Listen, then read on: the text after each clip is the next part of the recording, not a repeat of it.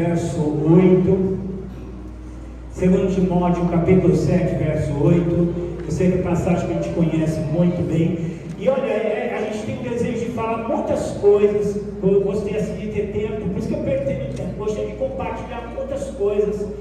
E às vezes nós não conseguimos. Tem muita coisa no meu coração. Inclusive, eu gostaria até daquilo que eu ministrei lá no Conselho de Praia Grande mês passado. Eu gostaria de ministrar aqui. Até se tivesse tempo, falaria algumas coisas, mas o tempo às vezes não permite, né? Aquilo que o pastor Flamir leu aqui era algo assim que ele me fez o convite, era algo que veio do meu coração. Atos 20 e 28 que fala, né, cuida de vós mesmos. 1 Timóteo 4,16, cuida de ti mesmo e da doutrina, né? São coisas que vieram no meu coração daqui. Mas eu vejo essa palavra e eu quero compartilhar aqui com vocês. Sei que é a palavra que vocês conhecem, mas para a gente entender algumas coisas. 2 Timóteo 2, 7, 8 diz assim: combati, acharam aí? Não dá. Segunda, falei primeiro, segunda. Faço muito isso, segunda. 2 Timóteo 4, 8. Acharam aí? Ó, o que eu quero falar é sobre o verdadeiro triunfo em Deus. Porque às vezes nós temos perspectivas que não são corretas sobre o reino de Deus, sobre tudo. Todos nós, nossa mente foi tão distorcida pelo pecado que às vezes nós temos ideias erradas que nós precisamos corrigir, né? E daqui, combati o bom combate, acabei a carreira, guardei a fé. Desde agora a coroa da justiça me está guardada, a qual o Senhor, justo juiz, me dará naquele dia. E não somente a mim, mas também a todos os que amarem a sua volta. Amém? Eu ainda esqueci de é uma alegria tão grande. Eu vi esse menino acho que uns 20 anos atrás, a gente veio ministrar aqui, num evento que ele preparou. E hoje está aqui na igreja, deu uma alegria muito grande. Pastor Joãozinho também, pessoa assim muito querida. Então, muito bom rever. Pastor Guilhermel, gente, que alegria rever. Pastor Marcos está ali, é uma alegria muito grande estar aqui com vocês. Então é realmente uma emoção muito grande. Que Deus abençoe e continue abençoando a igreja aqui em São Vicente. Mas vamos lá. Às vezes nós temos uma perspectiva errada do que é triunfar em Deus, né? Do que é viver em Deus.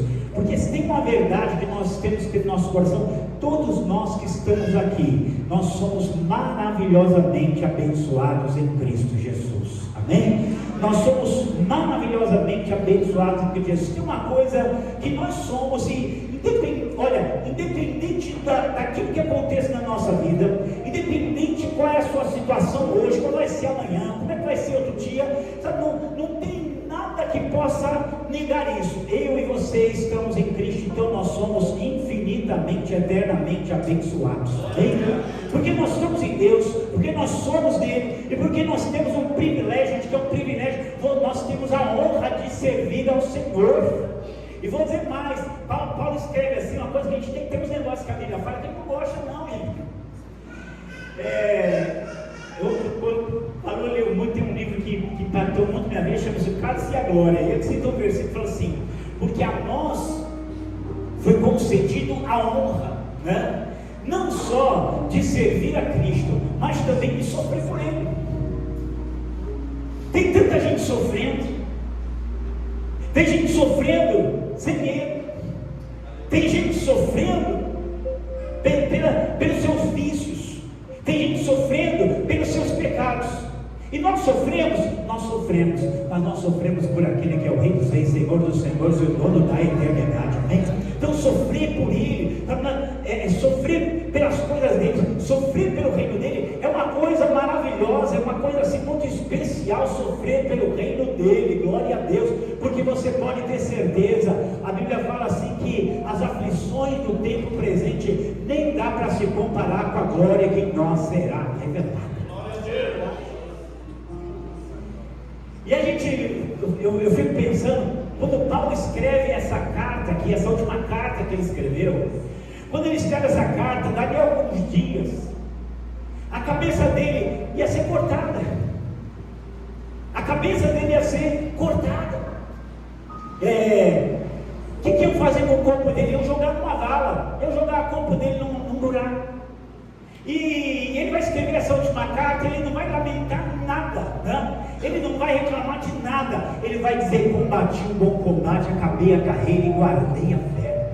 Desde agora a coroa da justiça me está preparada, a qual o Senhor, justo juiz, me dará naquele dia, e não só a mim, mas a todos quanto amarem a sua vida. E aí nós temos que pensar nas algumas coisas que ele falou aqui. E aí ele vai falar assim: combati o bom combate, né?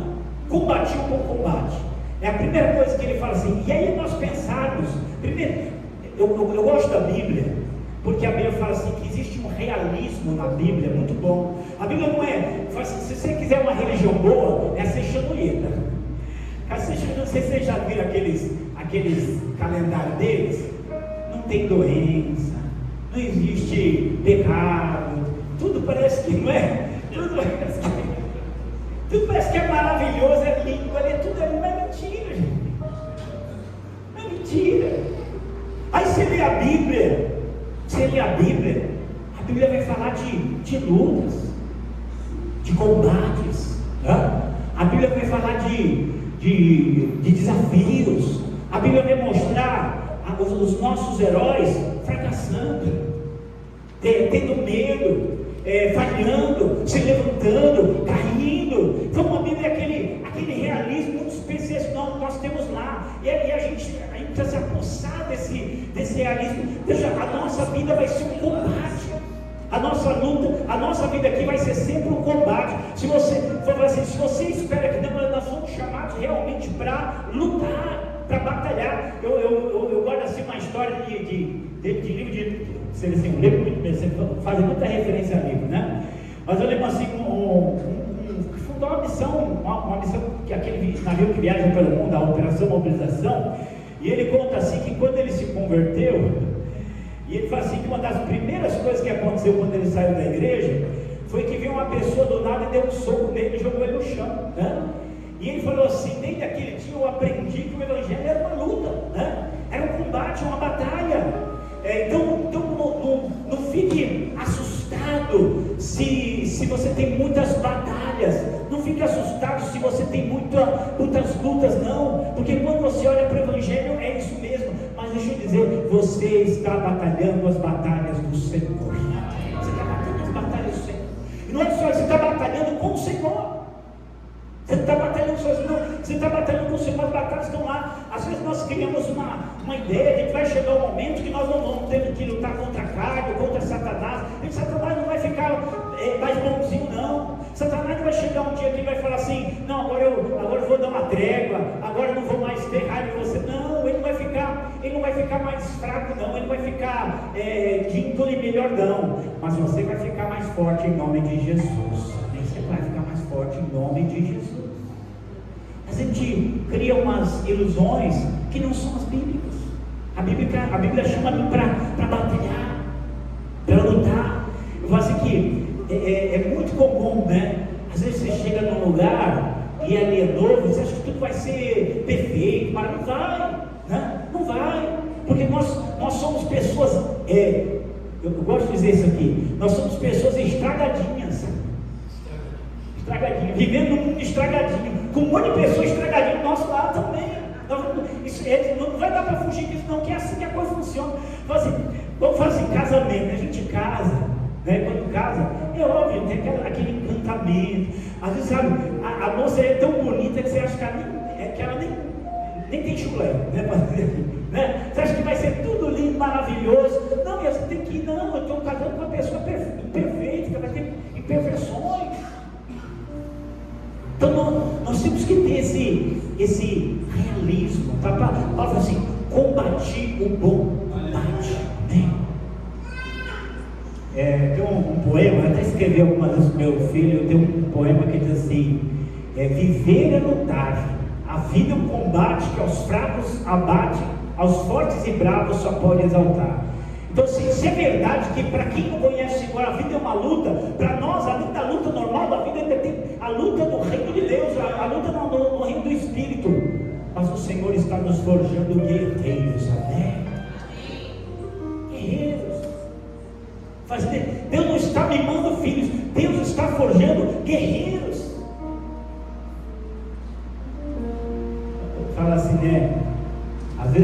aprender a... que hoje tenha se convivido com muito legendário. Sabe o que é o legendário? Você sabe o que é o legendário? Quem já foi nos legendários aqui? Eu sabia, já foi. Quem foi? Esse negócio é pra mim. Aí eu estava pensando que aprenda os maridos, aprenda a valorizar suas mulheres. Aprenda. Porque senão as mulheres vão mandar vocês tudo para os legendários. O que eu mais vejo é assim, aí passam lá uma situação difícil, mas é aprender a valorizar. A gente vai passar por situações difíceis realmente para forjar em nós guerreiros. Paulo está terminando a vida dele aqui e ele está falando assim: não, cheguei em Canaã, não estou indo para Canaã agora. Vai chegar o dia em que nós teremos descanso, vai chegar o dia em que nós estaremos relacionados, vai chegar o dia de desfrutar eternamente de tudo aquilo que Deus tem preparado para nós. Glória a Deus! Mas enquanto não chegar, o nosso dia é aqui, o nosso momento é aqui, e aqui é esse mundo de desafios, é esse mundo de lutas que nós temos. E Paulo vai dizer isso: combati o meu combate, assim que ele vai. Mas eu quero falar uma outra coisa para a gente pensar. Que eu acho que é uma coisa que às vezes a gente perde. Eu vou falar assim, não é só calvinistas e arminianos têm a briga aí sobre a graça, mas eu falo que às vezes nós vamos nos tornando pelagianos. O que era pelagiano? Né? Pelagiano era aquele que ele achava que tudo é só uma questão de esforço humano, que tudo minha luta contra o pecado, minha luta contra Satanás, minha luta ministerial é uma luta que depende só de mim. É uma luta que depende só de mim. Não. Nós chegamos até aqui porque a graça do Senhor tem nos sustentado. Nós chegamos até aqui porque a graça do Senhor tem nos sustentado. Nós não vencemos. As nossas vitórias não são por nossa causa. Aliás, as nossas vitórias são apesar de nós, porque as nossas vitórias são por causa da graça de Deus. Amém? As nossas vitórias são por causa da graça de Deus. As nossas vitórias não são porque nós temos facilidades. As nossas vitórias não são porque as coisas são fáceis. As nossas vitórias vêm porque a graça do Senhor está sobre a nossa vida. Se a gente pudesse, se a gente tivesse condições, nós tiraríamos todos os espinhos da nossa vida, não é? Tudo aquilo que é espinhoso, tudo aquilo que dói, a gente gostaria que a nossa oração assim, eu orei e resolveu tudo. Não, a gente gostaria que fosse assim, eu fiz uma campanha de oração, resolveu tudo. Mas deixa eu dizer, nenhuma campanha de oração que você fizer vai tirar todos os espinhos da sua vida. Não vão. Que é isso, pastor? Apóstolo Paulo, gente, melhor que eu e você. Ele disse que tinha um espinho na carne dele. Até hoje ninguém sabe direito o que é isso aí. Ele fala um negócio assim, era um mensageiro de Satanás enviado para me esbofetear. Não tem ideia que ele está falando. Imagina assim, imagina assim um mensageiro de Satanás me esbofeteando. Ele falou: e eu 3 vezes orei ao Senhor para que ele se retirasse de mim. E o Senhor respondeu o que para ele? A minha graça te basta. A minha graça te basta, porque o meu poder se manifesta na fraqueza. Então às vezes o que nós precisamos na nossa vida é mais graça.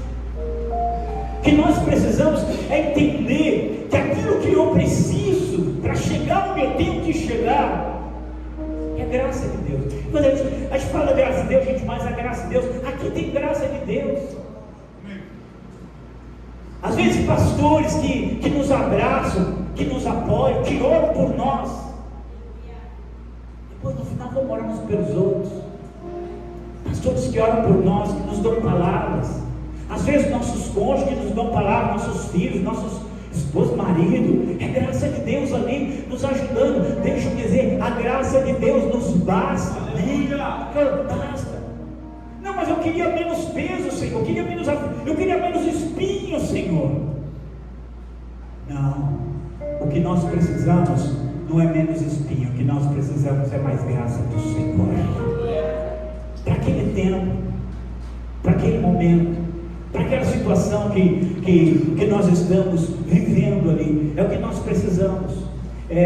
No meio desse combate que nós estamos vivendo, dessa luta que eu e você enfrentamos no dia a dia, e eu sei, está ali cuidando da obra do Senhor, vivendo a obra do Senhor, nós estamos na vanguarda do reino, gente.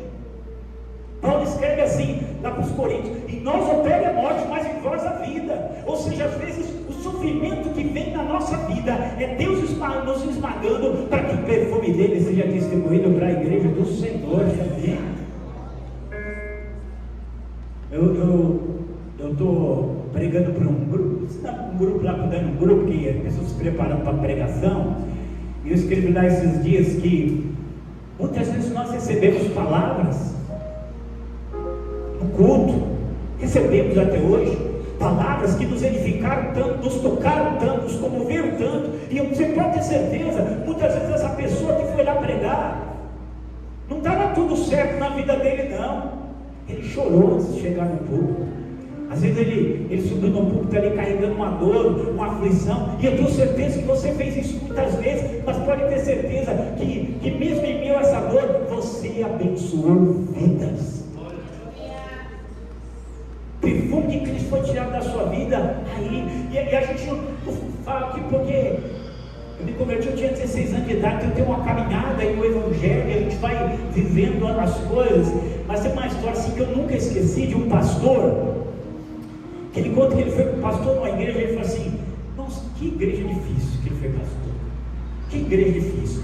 Eu falei assim, a igreja, sei lá, tinha 400 membros, era uma igreja grande, aí ele convocou para a reunião de oração, veio 7 velhinhas na reunião de oração.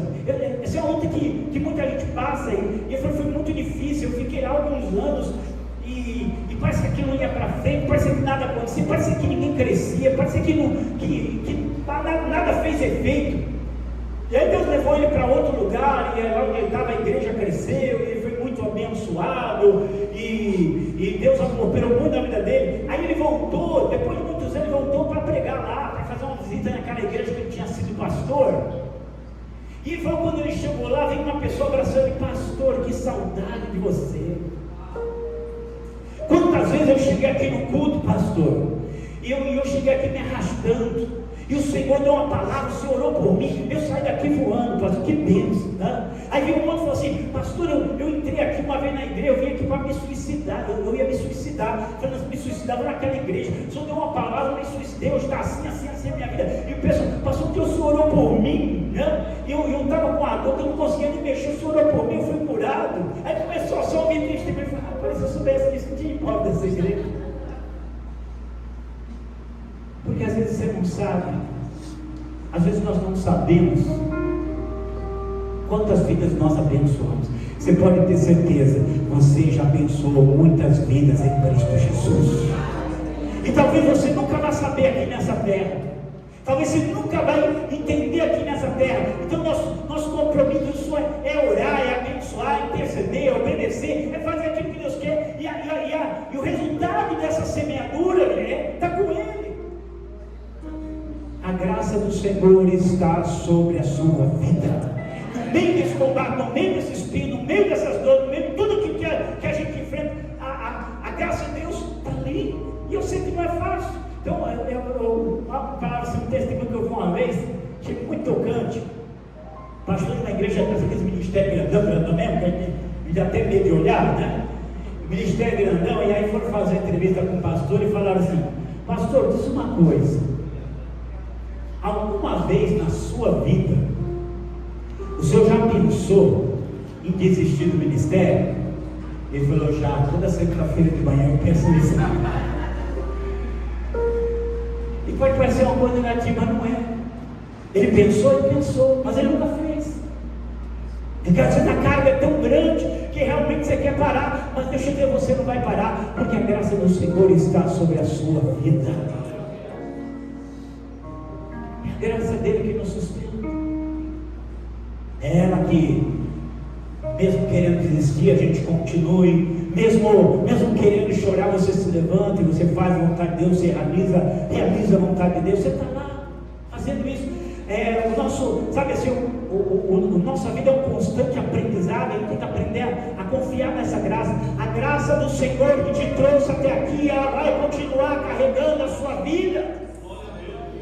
Mesmo que pode ser que uma hora o espinho vai embora, tá, gente? Também não vamos ser assim. Pode ser que em algum momento o espinho seja arrancado da sua vida. Às vezes acontece, tá? Alguma coisa está aí, pode ser arrancado da sua vida, mas mesmo que ele não seja arrancado da sua vida hoje, a graça de Deus vai estar sobre a sua vida, no meio deste combate. No meio desse combate. Eu falei assim, que às vezes a gente não confia no Senhor como nós deveríamos confiar. Falo isso, uma vez uma pessoa, um rapaz falou assim, eu queria confiar em Deus, assim, o que eu faço para confiar em Deus dessa forma? Assim, eu falei, não sei, também estou aprendendo, porque é claro, é óbvio que a gente confia no Senhor, estamos aqui, mas nós sabemos também que a nossa confiança não é tão plena quanto ela deveria. Provérbios 3:5, confia no Senhor de todo o teu coração, e não te apoies no teu próprio entendimento. Reconhece o Senhor em todos os teus caminhos, e Ele endireitará as tuas veredas. E vai ali. A gente tem que aprender a confiar.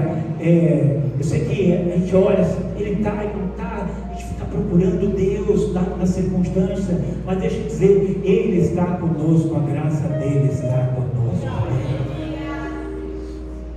Então Paulo falou, a minha vida foi flores, porque vamos pensar aqui, né? Nós crentes, quando a gente olha para a Bíblia, se tem alguém que a gente gosta, é Paulo, né? Onde a gente se inspira é ele, assim, a vida, a entrega dele. Esse camarada que se entregou tanto ao Senhor de uma maneira como talvez nenhum de nós vai fazer. E ele fala, combate, minha vida foi uma briga, gente. Minha vida foi um combate. E ainda vou falar disso, né? E terminou cortando a minha cabeça. Vou cortar a minha cabeça daqui a pouco, né? Então ele enfrentou isso, né? Você é um combatente do Senhor, você é um guerreiro do Senhor, e a graça dele que te sustentou até aqui, a graça dele vai continuar te sustentando. Amém. Aí ele fala, acabei a carreira. Deus tem uma missão para nós. Eu queria compartilhar lá a mensagem que eu dei lá em Praia Grande. Qual o seu lugar no reino de Deus? Paulo ele termina, inclusive, 1 e 2 Timóteo, ele fala, porque eu sou um pregador, apóstolo e mestre dos gentios. Ou seja, ele sabia qual era o lugar dele no reino de Deus. Ele sabia para que Deus o chamou e também para aquilo que Deus não chamou. E às vezes nós temos que pensar, qual é a minha carreira, qual é o meu trabalho, a minha missão no reino de Deus. Porque às vezes a gente olha a missão de A, a missão de B, a missão de C, mas cada um de nós tem a sua missão. Cada um de nós tem o seu papel, que não é igual ao outro, mas pode ter certeza, não existe nada pequeno no reino de Deus. Não existe nada pequeno no reino de Deus. Eu sou a pessoa que fica na porta. Glória a Deus, porque você está na porta da casa do Senhor. Salmo 84, o que diz? Mais vale um dia na casa do Senhor do que 1000 dias em outro lugar. Eu prefiro estar na porta da casa do meu Deus do que habitar nas tendas da impiedade. Então estar no reino de Deus, fazer algo para o reino de Deus, é sempre algo especial, tremendo. E a gente entender a nossa missão, e às vezes nós vamos entender o nosso chamado. Às vezes tem momentos que nós estamos vivendo ali, você não compreende às vezes algumas coisas, mas deixa eu falar algo que Jesus falou para Pedro: o que eu faço você não compreende agora, mas você vai compreender depois. Você vai entender depois. Mas a gente tem que percorrer a nossa carreira. Até eu queria ter falado aqui no começo, a última vez que nós viemos aqui, nós estávamos no Vale da Bênção. Eu nasci na cidade de São Vicente, morei até os 37 anos aqui, e aí nós fomos para o Vale da Bênção. Quem aqui conhece o Vale da Bênção? Levanta a mão. Muita gente conhece a Bênção. Moramos lá 17 anos. Moramos lá dos anos 17 anos e foi muita bênção, né? Foi muito bom estar lá. E aí, algo assim que eu quero compartilhar, porque cada bênção é uma bênção. Para quem foi lá, vocês gostaram? Também gostaram? Morar lá tem seus desafios. Eu lembro quando nós fomos para lá, e às vezes nem tudo é como você espera, né? E às vezes está em questão de sustento financeiro. E aí quando chegou lá, nos primeiros dias eu já queria voltar, né? Porque não estava bem, assim. Mas Deus falou no meu coração: foi eu que te trouxe aqui, eu vou cuidar de você. Amém. Nós tivemos 17 anos lá, muito abençoados. Eu tinha um acordo com eles, eu pregava uma vez lá na igreja, eu dava aula também do seminário lá, cuidava da rede de casais, mas a maioria do tempo a gente viajava. Minha esposa viajamos para vários lugares, pregando, ensinando, fazendo palestras, ministrando. Viajamos mesmo muito, mesmo, Brasil fora até. E foi um tempo assim, muito, muito bom. Foi um tempo muito abençoado. Não tinha dificuldade? Claro que tinha. Todo mundo é anjo? Não, todo mundo é pecador igual. Tem seus desafios. Mas se você estiver onde Deus te quer, você vai ser abençoado para a glória dele. Melhor lugar de estar é no centro da vontade de Deus. É lá. Cadê o pastor? O pastor até perguntou, né, se a gente queria voltar para baixo. Vocês me perdoem, mas desde que a gente sai nem falando merda. Mas se Deus mandar, a gente vem. Se você está onde Deus te quer, é aí que a graça dele vai te alcançar e você vai ser abençoado. Mas que eu queria falar de carreira, porque nós ficamos lá 17 anos e nós dizíamos assim: nós não quero sair daqui nunca mais.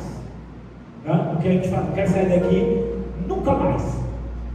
Muito bom, assim, com as lutas da vida, com os combates que tem, né? Mas o que você conhece ali, o combate conhecido, você está ali. E aí nós recebemos um convite. Eu, nessa caminhada, eu trabalho, né? Mas trabalhava muito mais efetivamente com várias lideranças. Eu trabalhei muito com o pastor Cláudio Apolinário. Ele é conhecido porque o pai dele, Carlos Apolinário, foi político, foi deputado estadual. E eu trabalhei com ele na Rádio Vida muito, fizemos projetos juntos, né? E de vez em quando ele dava um convitinho assim. Ele até hoje está morando em São José dos Campos. E aí de vez em quando dava um convitinho assim, né? Você não quer ir para lá não? Eu falei: não, tá bom, né? Aí ele chegou: não quero não. Aí ele mudou-se para lá, foi eleito vereador lá.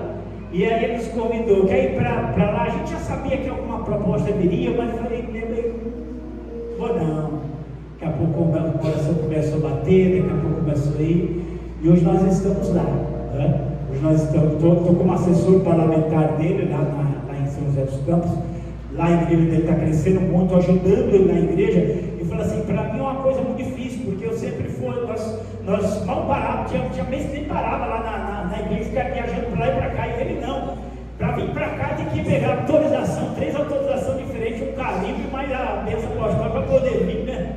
Ele libera, mas é uma pessoa assim muito boa de trabalhar, uma pessoa com quem convive com a família, uma pessoa muito, muito idônea, muito assim, valiosa, tem sido muito bom. E é diferente, mas está lá, porque nós, na nossa carreira, nós vamos ter momentos diferentes.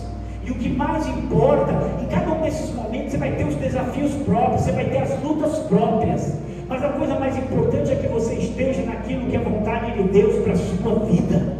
Que você esteja onde Deus te quer. E onde Deus te quer não é um lugar onde não tem lágrimas, não é um lugar onde não tem luta, não é um lugar onde o vento não sopra, não tem tempestade. É o lugar onde Deus é o teu abrigo no meio da tempestade. É aquele que tem a voz para falar contigo, para te fortalecer.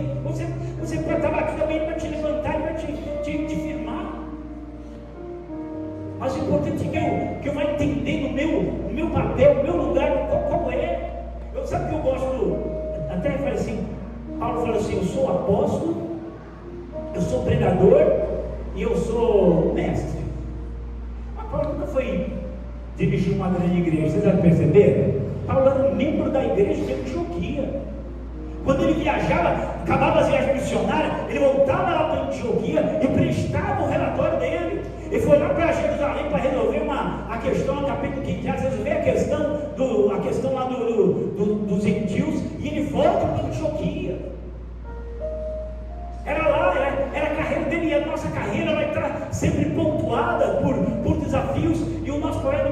difícil entender qual é a vontade de Deus, porque a vontade de Deus é diferente para cada um. Aquilo que você vai fazer em Deus, só você pode fazer. Aquilo que você vai fazer, só você pode fazer. Eu, nos vários 17 anos que eu fiquei lá, eu dei aula de história da igreja. História da igreja, entre as coisas que a história da igreja traz, é ensino. E a gente vai aprendendo assim com a história da igreja muitas coisas, só que compartilhar algumas coisas. Quem já ouviu falar do Conde Ludwig von Zinzendorf? Ó, tem barulho.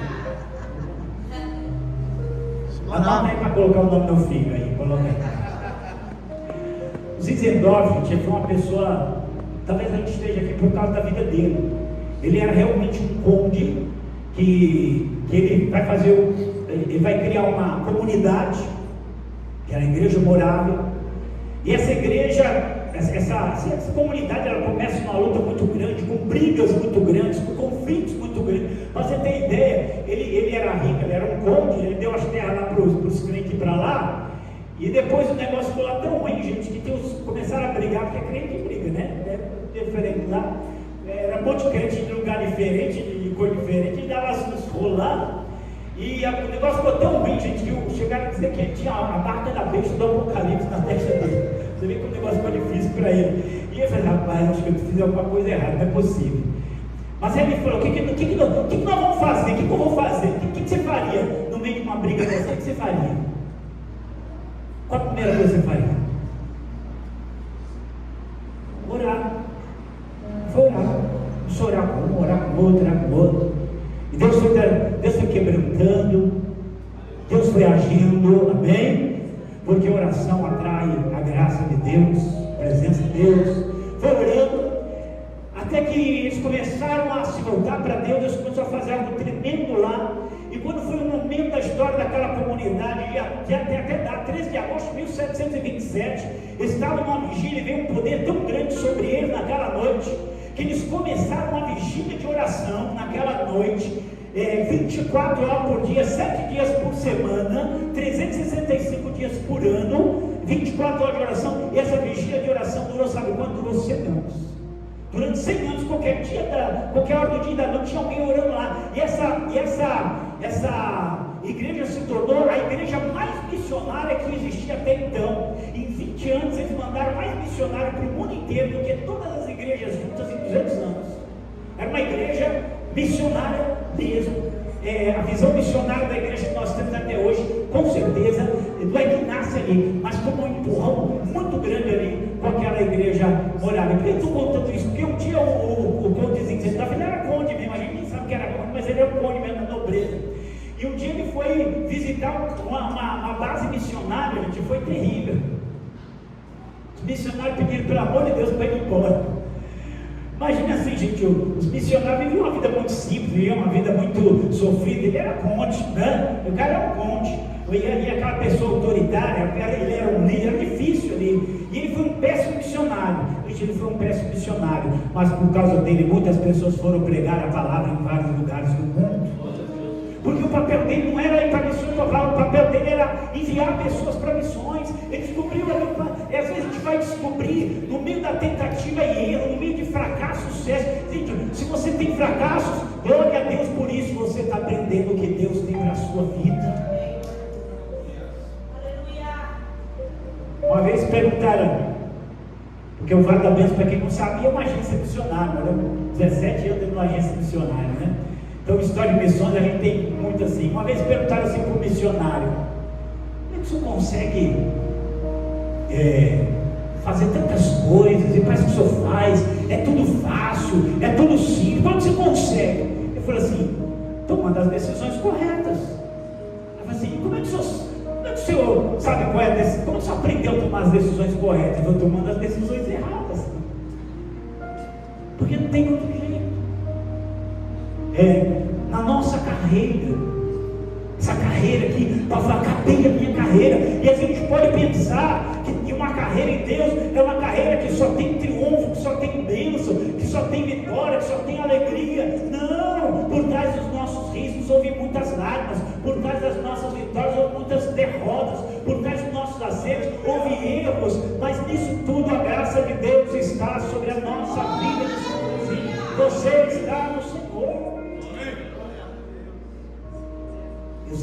uma coisa aqui do apóstolo Paulo, 1 Tessalonicenses 2,18. Estava lá, a gente tem um curso teológico, estava falando sobre demonologia bíblica. Em 1 Tessalonicenses 2,18, o apóstolo Paulo ele escreve assim, olha o que ele escreve: e eu, pelo menos 2 vezes, eu quis estar convosco, mas Satanás me impediu. Mas Satanás não deixou. Eu queria que você pensasse assim, a gente para pensar algumas coisas. Você já parou para pensar assim, pastor Vladimir, pastor Marco me convidaram para estar aqui, aí eu não venho, eu falo, né? Aí o que houve, pastor? Pastor, por que você não foi? O diabo me impediu, né? Aí ele vai e faz o segundo convite, né? Aí eu falo de novo, aí eu falo assim, o diabo não deixou eu. O que você ia pensar de mim? Jamais não. O pastor está muito fraco. Não ia? O pastor Paulo está dizendo, eu queria ir. Eu tentei ir. Mas o diabo me impediu. Não é? Não é uma confissão. Na nossa mentalidade, às vezes que tudo tem que dar sempre certo, que tudo a gente tem que acertar, a gente acha que isso é um absurdo. Tá bom, o diabo não me pediu a primeira, me pediu a segunda, fala mal, mandei Timóteo, mandei carta, porque pode ser que ele vença algumas batalhas contra a minha vida, mas eu venci a guerra em nome do Senhor Jesus Cristo. Amém? Aliás, deixa eu dizer isso aqui, eu vou falar isso aqui, só para vocês saberem, tá?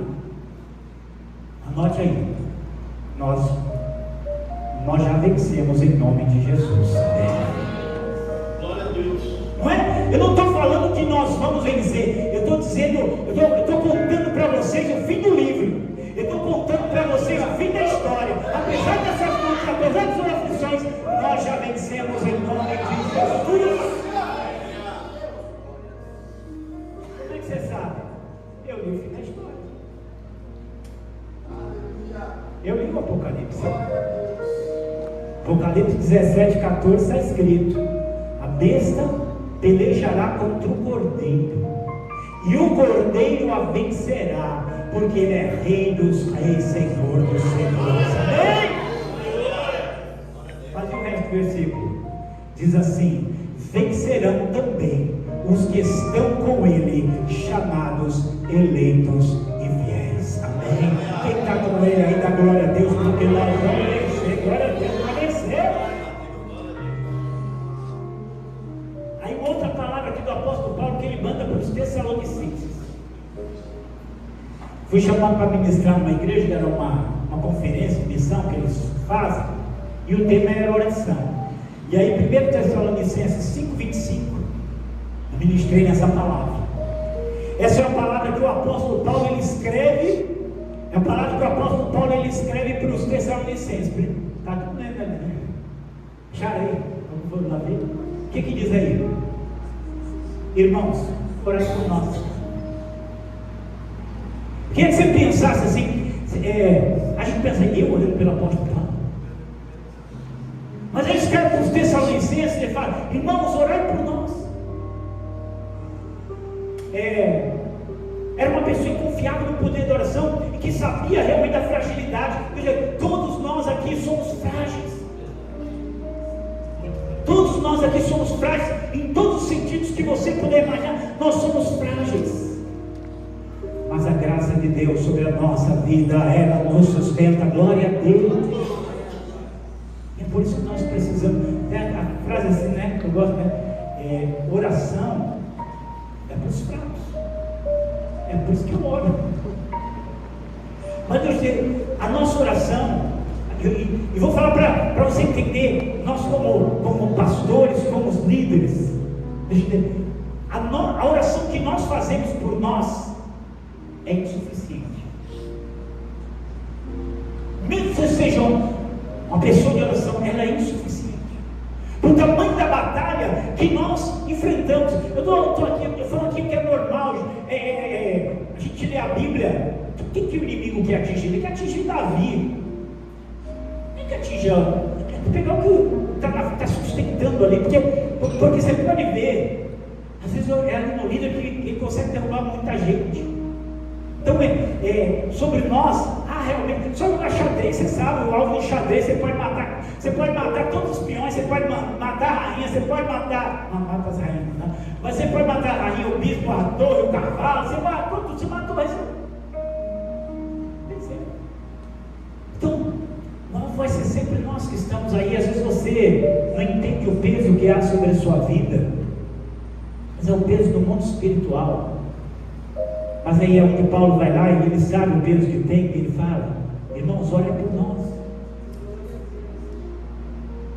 Tenha certeza, vamos fazer uma coisa, esse tempo que nós tivemos e viajamos por muitos lugares, nós tínhamos uma lista, e às vezes nós mandávamos para as pessoas e falava: olhem por nós, vamos fazer uma viagem, olhem por nós, a gente mandava: olhem por nós.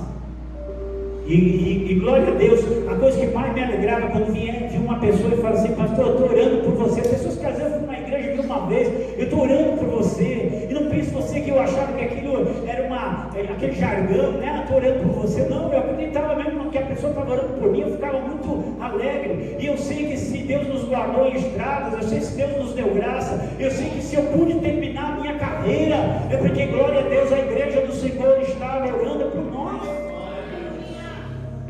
Vai para a igreja e fala: irmão, vamos meditar hoje aqui, 1 Tessalonicenses 5:25, irmãos, orem por nós, que a sua igreja ore por você, que as pessoas que você conhece orem por você, que você ore por outros, porque nós nunca vamos aqui nessa terra poder nos certificar de cada oração feita e cada resultado dado, porque a oração é um mistério. Muitas das orações suas respondidas você só vai saber na eternidade, muitas orações que fizeram por você só vai saber na eternidade. Mas pode ter certeza de uma coisa: Deus ouviu as orações ao seu favor, e Deus tem ouvido a mão dele a seu favor. Amém? Então Paulo, ele sabia disso, ele acabou a carreira porque tinha pessoas que oravam por ele. Então faça aí sua lista de pessoas que vão orar por você. Não, mas o pastor tem que orar, mas vai ser insuficiente, porque a sua batalha não é como a batalha de outro qualquer. Então ele acabou a carreira porque oraram por ele. Aí eu quero só falar a última coisa aqui, que eu quero falar do Marcos, né? Do Marcos. Aí eu lembro que eu fui era uma conferência missionária. O título da conferência era: você está preparado? E aí uma das mensagens dele lá chamava você está preparado para fracassar? Mas eu não vou falar que era sobre Marcos, né? Vamos falar do Marcos. Mas Paulo, quando ele vai para a segunda viagem missionária, quando ele prega lá em Tessalônica, ele não foi com Barnabé. Lembra que a primeira: separa para mim Barnabé e Saulo para a obra que eu os tenho chamado? Foi Barnabé e Saulo que foram para lá. Nessa segunda viagem missionária, não vai Barnabé, vai o Silas. Vocês lembram o quê?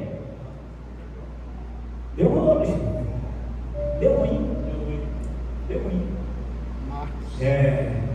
O Marcos, sobrinho do Barnabé, foi com ele na primeira viagem missionária.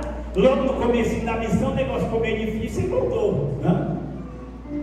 Aí quando agora chega na segunda viagem missionária, o apóstolo Paulo pega o Barnabé: vamos lá, vamos para a segunda viagem, vamos visitar as igrejas que a gente abriu. Aí vamos lá, Paulo. Aí vou chamar o Marcos. Aí Paulo foi chamar quem? O Marcos. Aquele covarde lá, aquele moleque, não vai levar em nada. Não, o menino é novo. Leva o menino é novo, está começando. Nada, aquilo ali largou a gente na mão. Aquele não tem chamado. Sabe não, a Bíblia fala assim: e houve uma não tão pequena contenda entre eles. Você interprete que é uma não tão pequena contenda entre eles, né? E você interprete o que aconteceu. E gente, Barnabé pegou Marcos para outro lugar, pegou Silas para outro lugar. Eu quero dizer, é uma coisa boa. O apóstolo ligou, né? Estão contendo ali. Mas a questão não é essa, gente. Agora ele vai escrever essa última carta. Timóteo. E aqui, que é o versículo 8, lá no 11 ele escreve assim para o Timóteo: manda o Marcos, manda o Marcos vir rápido, Foi útil. porque ele me é muito útil para o ministério. Lá em Colossenses já fala do Marcos. Em algum momento ele se reconciliou, em algum momento ele reconheceu o valor de Marcos, tanto que Marcos é o autor dos evangelhos, né? Então assim, lá ele reconheceu, mas na carreira dele ali são coisas que acontecem. Então a gente sempre pensa que nossa caminhada no Evangelho, a nossa carreira no Evangelho, ela vai ser sempre uma estrada retinha assim, plana. Não! Muitas vezes vai ser íngreme, muitas vezes vai ser tortuosa, sinuosa, muitas vezes vai ser espinhosa, mas você vai caminhar nessa carreira com Jesus. É a carreira que Ele tem proposta para você. A Bíblia diz: nós estamos rodeados de um tão grande número de testemunhas. Então vamos deixar todo pecado e todo embaraço que tão de perto nos rodeia e vamos correr com ousadia a carreira que nos está proposta. Amém? Olhando para Jesus, autor e consumador da nossa fé, aquele que pela alegria que lhe estava proposta suportou a afronta, glória a Deus, e assentou-se à destra da majestade nas alturas. Glória a Deus. Deixa eu dizer, o seu prêmio vai ser grande. Glória a Deus. Combati o bom combate, acabei a carreira, guardei a fé. E aí eu queria falar muito assim sobre essa questão de guardar a fé, de nós realmente permanecermos, que a luta é grande mesmo. Como disse o pastor Ramiro, leu aqui, né? Atos 20, 28, 1 Timóteo 4, 16, cuida de ti mesmo, uma das coisas é você estar firme. E às vezes a gente tem que olhar, Senhor, porque todos nós podemos. Tem um livro, não sei nem se eu trouxe para um livro que eu gosto muito, eu divulgo muito, chama-se Duvidando em Direção à Fé. É o nome do livro. E esse livro ele trata da dúvida, que assim, qualquer pessoa, qualquer um vai ter dúvida. Você sabe que até o ateu tem dúvida, né? É verdade. Você acha que os ateus têm convicção? Você acha que os ateus falam assim: rapaz, fala que Deus existe, mas se existe, eu estou lascado, hein? Então ele tem hora que tem as dúvidas dele também, né? Nós também temos nossa dúvida, mas ele fala assim: a dúvida ela pode te levar para a incredulidade, a dúvida pode te levar para a fé. Depende de como você vai lidar com ele. Ele conta a história dele. Ele falou: eu era um pastor, eu era um apologista, um defensor da fé. E ele conta da crise que ele tem. Então, qualquer um de nós pode ter uma crise. E é nesse momento a gente olhar para nós e saber: eu preciso da tua graça, Senhor, eu preciso da sua ajuda, eu preciso de pessoas que orem por mim neste momento, eu preciso de pessoas que deem palavra para mim neste momento, eu preciso lá no café de pastores que lá alguém vai dar uma palavra que vai tocar no meu coração. Eu preciso, não posso ficar sozinho, porque a graça de Deus ela chega até mim, muitas vezes através de irmãos e irmãs abençoados que Deus usa para instrumento para me abençoar. Amém? Está junto de outro, agora na fé. Eu confesso, quando eu me converti, tinha uma coisa em Judas 9, né? Que eu lia, e aquilo era, não posso falar assim, aquilo era uma espada, dizer assim, e vos lembreis, que depois de Deus ter tirado o povo do Egito, destruiu os que não creram. E aí quando você vai fazer a conta, saíram 600 mil homens do Egito. 600 mil homens, mais de 20 anos, guerreiros, saíram do Egito. 599.998 não entraram. Não entraram. E aqui me dava um choque. Aí eu lembro do autor de Hebreus que fala: e eles não puderam entrar por causa da incredulidade. Aí a gente fica olhando, a gente tem que olhar a Bíblia. Por isso que eu falei, um realismo na Bíblia, e vir temor no nosso coração, para que Deus, na sua mão poderosa, venha nos conservar e venha nos guardar. Eu li uma coisa esses dias, eu acho que é uma coisa que você ficou pensando, né? A gente viu o pecado de Davi, o pecado de Davi ainda, eu acho que é menos grave do que o de Salomão, porque Salomão apostatou, né? E aí o que você pega no meu coração? Eu não sou mais santo do que Davi, nem mais sábio do que Salomão. Só Deus é poderoso para sustentar a nossa vida.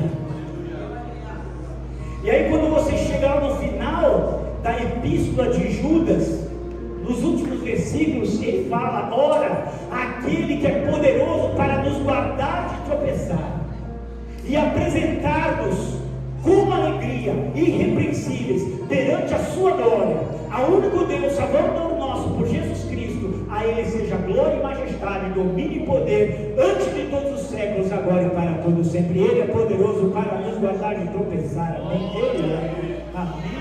Confiar nele. Paulo está falando aqui da guardei a fé. Olha, você chegar até o final da sua jornada, continue confiando no Senhor. Isso é precioso demais.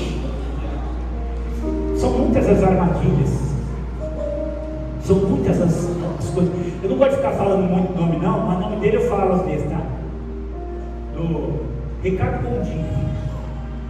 Foi uma pessoa que todo mundo amava ouvir ele pregar, todo mundo fala com saudade da pregação dele. Hoje ele fala assim que ele é um humanista esperançoso. Gente, ele é um completo perdido, porque ele perdeu a fé no Senhor, que o resgatou. Então a grande questão nessa carreira é que em nome de Jesus nós vamos chegar até o fim, vamos guardar a nossa fé dentro. Essa é a grande coisa, tá? Eu guardei a minha fé dentro, meu coração continua ali no Senhor, permanecer no Senhor, ficar no Senhor, nas lutas. Você pode ter chorado muito, não fez tudo que você gostaria, não foi como você gostaria, mas você continua confiando no Senhor. Os anos passaram, as tempestades vieram, e você está aqui adorando ao Senhor, servindo ao Senhor, caminhando no Senhor. Bem, o tempo está curto, a questão não vou conseguir falar do que eu queria, mas a grande coisa aqui eu chegar no final e eu sabia, eu amei, porque as coisas que nós sofremos, eu sei que você muitas vezes já tentou desistir. Quantas vezes você se sentiu inapto? Porque acontece com a gente. Eu brinco assim, né? Tem dia que a gente se olha para o espelho, aí eu me olho para o espelho e já falo assim: rapaz, minha mulher deu uma sorte, hein? Mas tem dia que a gente olha e fala assim: o que ela está fazendo comigo? Tem dia que não se sente bem, tem dia que não se sente tão bem. Mas a gente ama. Você ama aquelas pessoas, você serve as pessoas ali, você está ali porque você ama, porque há no seu coração o amor de Deus para estar ali. E talvez as pessoas quisessem que você desistisse, mas você não vai desistir porque o amor de Deus está no seu coração. Mas a coisa mais preciosa, você está aqui porque você continua confiando no Senhor, você continua confiando no teu Deus, e aquele que nele crê não será confundido, diz o Senhor. Amém? E aí eu queria terminar. Estou vendo que vai ser curto, eu queria terminar. É dizer assim para você: não perca o alvo. Não perca o alvo. Mas a questão é: qual é o alvo? Qual é o nosso alvo? O alvo maior, nós temos muitos alvos ali ao longo da nossa vida, mas qual é o nosso alvo? Paulo falou qual é o alvo dele: combati o bom combate, acabei a carreira, guardei a fé. Desde agora, a coroa da justiça me está guardada, a qual o Senhor, justo juiz, me dará aquele dia, e não só a mim, mas a todos quanto amam a sua vida. Amém? Porque naquele dia, dali alguns dias depois, o apóstolo Paulo escreveu isso aqui, dali alguns dias estava lá na fila, e o carrasco com a espada na mão, só chamando: próximo. Qual é a próxima cabeça que eu vou cortar? Gente, vocês acham que saiu no jornal, morreu acho que amanhã com a cabeça decapitada, o apóstolo Paulo? Não, ele não era nada. Aquela gente não significava nada, era só mais uma cabeça para ser cortada. Pegaram o corpo dele. Você acha que deram que encheu o velório do apóstolo Paulo, estava cheio? Pelo menos jogaram o corpo dele numa raba. Para o Império Romano, ele não era nada, era um subversivo, era um cara que estava fazendo um negócio negócio perturbando, na concepção das pessoas, ele era um fracassado. Não foi nada, né? Não foi nada mesmo. Mas hoje, no mundo inteiro, o que ele diz, as pessoas leem. Aleluia! As verdades que Deus trouxe através dele têm impactado. Nós estamos aqui por causa das palavras inspiradas que Deus nos deu através dele. Provavelmente muitas das nossas lutas e vitórias que nós tivemos foi por ler as palavras dele, hein? Mas mais do que isso, quando nós estivermos lá na glória, ele vai estar brilhando no Senhor. Porque este é o alvo dele. E aí nós pensamos isso, porque às vezes nós olhamos aqui, nós não atingimos um alvo aqui, um objetivo lá, ou algo que a gente achava que tinha que ter lá. Mas o nosso alvo é estar eternamente na glória com o Senhor. Estar lá com Ele. Tem um filósofo que eu gosto de ler, muito ele, só para falar mal dele, tá? Não presta o que ele fala, que é o Nietzsche. Mas tem uma frase dele que eu gosto muito, que ele fala assim: se você perder o seu alvo, você vai perder o seu caminho. E é verdade. Porque se eu não sei onde eu vou chegar, eu não sei que caminho que eu vou pegar. Mas o nosso alvo não é só ter uma igreja, prosperar, progredir no ministério, fazer isso, fazer aquilo. O nosso alvo é estar na eternidade com o nosso Senhor, amém? É lá que nós vamos passar a eternidade, é lá. Nós não podemos nunca, como crentes, perder a perspectiva da eternidade. Daqui a 50 anos, vou falar assim, eu estou sendo generoso, tá? Daqui a 50 anos, nós vamos estar aqui. Não? Tirando pastor ali, eu acho que vai. Daqui a 50 anos nós vamos aqui. Muitas das coisas que a gente acha que hoje é o fim do mundo, não sei significa nada. Mas daqui a 50 anos eu gostaria que todos nós estivéssemos lá na glória, desfrutando a glória do Senhor. Com Ele. Então a gente fazer as coisas na perspectiva da eternidade. Eu estou combatendo o bom combate, eu estou caminhando, descobrindo qual é a minha carreira, percorrendo a minha carreira, estou guardando a minha fé. É isso, porque aqui tem nossas derrotas e vitórias, nós temos os nossos ganhos e as nossas perdas, os nossos sorrisos e as nossas lágrimas, tá? Mas é para lá que eu estou olhando, é lá que o Senhor está me levando a mim.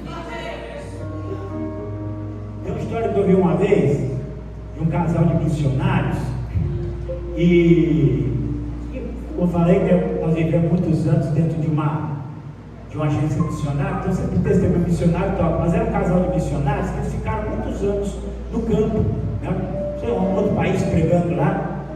E aí, acho que a mulher ficou doente, muito grave, com câncer, assim, que era muito grave. E aí eles tiveram que voltar para o país de origem. E aí eles contam que quando eles voltam para o país de origem, eles esperavam que, chegando lá no aeroporto, ia ter uma multidão lá para recebê-los, né? E aí eles vieram daquela esperança, né? Não sei quantos anos lá no campo, muitos anos no campo missionário, e eles iam lá, estamos voltando para casa agora, as pessoas vão nos recepcionar, né? Com aqueles graus. Quando eles desceram do aeroporto, não tinha ninguém. Não passou. Foram para casa. E eles ficaram muito tristes, muito abatidos com aquilo. Assim, em fevereiro, recebendo a gente, ficou 20 anos, assim que recebe a gente. E aí, um dia o marido saiu para caminhar, amargurado, triste, né? E aí, quando ele saiu, ele olhou para a mulher e falou assim: pergunta para o teu Deus se é dessa forma que ele recebe aqueles que voltam para casa depois de ter cumprido a missão. Pergunta para ele, sabe se a casa foi gravada? Aí ele foi, deu a caminhada dele, voltou. Quando ele voltou, ele olhou para a mulher, e aí, perguntou para Deus? Eu perguntei. E ele respondeu. E o que ele diz? Ele diz que nós ainda não chegamos em casa. Nós ainda não chegamos em casa. Um dia depois da batalha nós vamos chegar. E pode ter certeza que o que nos espera é a glória a Deus. Glória a Deus. Glória a Deus. Naquele dia, a gente às vezes tem tanta pergunta, né, que perguntamos. Às vezes nas perguntas. Uma vez eu li um livro, gente, que não era heresia, tá? Mas o livro diz assim, que o camarada dizia que ele foi para o céu, e chegou lá, a primeira coisa que ele fez foi perguntar para o apóstolo Paulo quem quer o espírito na carne. E a gente às vezes decide chegar no céu, vou perguntar tanta coisa.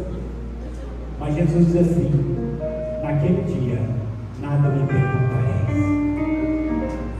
Muitos dos nossos porquês, muitas das nossas incompreensões, quando nós chegarmos lá, naquele dia, a gente não vai perguntar nada, porque nós só vamos saber, valeu a pena servir o Senhor.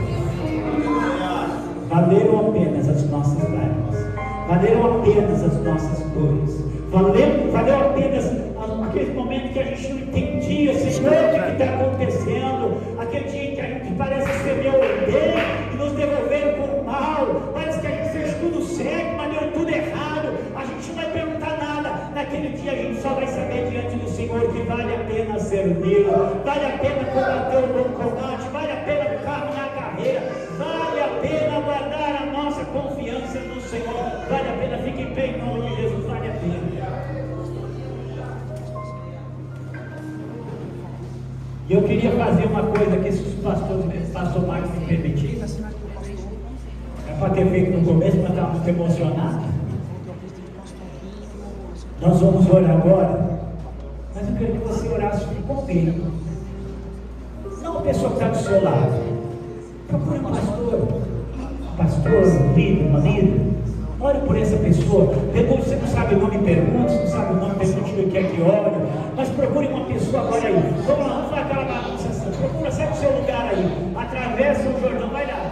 Procura uma pessoa. Procura uma pessoa para orar por essa pessoa. De preferência que você não tem muito, está muito chegado. Procura. Olha que beijo. Ore por ele agora. Tem sobre da ora. Se ele quiser compartilhar,